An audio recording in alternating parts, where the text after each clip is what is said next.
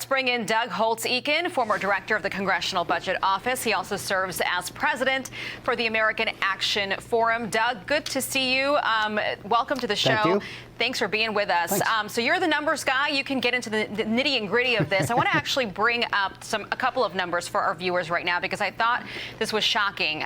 This is the Forbes layoff tracker, and it shows that 125,000 employees lost their jobs so far this year. But Doug, take note, almost half have happened since November.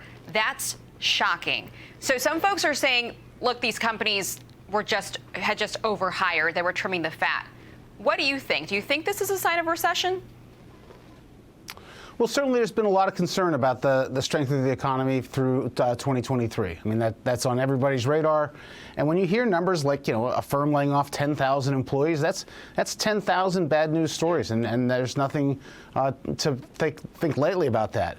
For perspective, though, there are 155 million Americans at work. And so to move the big numbers, the unemployment rate, the fraction of the population that's out of work, you have to have a lot more layoffs than what we've seen so far. So it's a concern. But we still have 10.5 million job openings out there. We've got an unemployment rate that's up from 3.5, but it's at 3.7, which is very, very low. So more layoffs is on everyone's radar screen.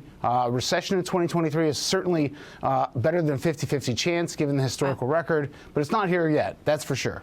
Okay, not on your radar yet. So I guess explain to people at home that are just wondering and nervous about this. So what would be the warning signs that we need to be on the lookout for? I think there are two big warning signs.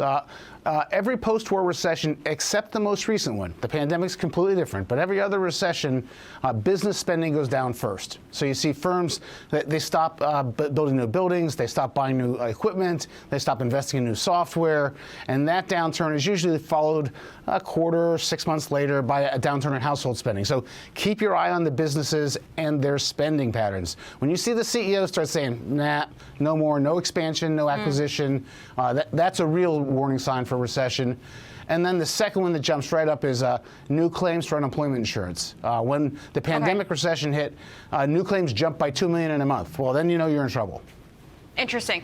Okay, so we know the Fed has been really super aggressive with interest rates, and obviously wages are still hot right now. So the president about to sign this $1.7 trillion omnibus. With your CBO experience, we got to ask you, how is that going to play a factor in all of this? How is that going to impact you and me?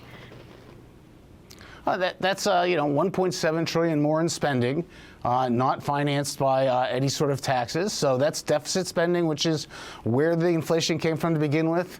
Makes the Fed's job harder. It's not an enormously harder job, but it's going the wrong direction. And so that means the Fed continues to raise early this year. And when the Fed raises, it does that in a way that is well-intentioned. But once you have inflation, you have no good choices. And we hear about layoffs, and we hear about all sorts of business problems like the housing sector.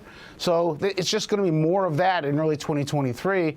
A top priority for the next Congress is going to get the spending under control, make the federal budget add up over the long term. That's a problem that's been around for too long and needs to get fixed. We'll see if House Republicans can do anything about it. Doug Holtz-Eakin, thanks so much for joining us. Always a pleasure to see you. Thank you.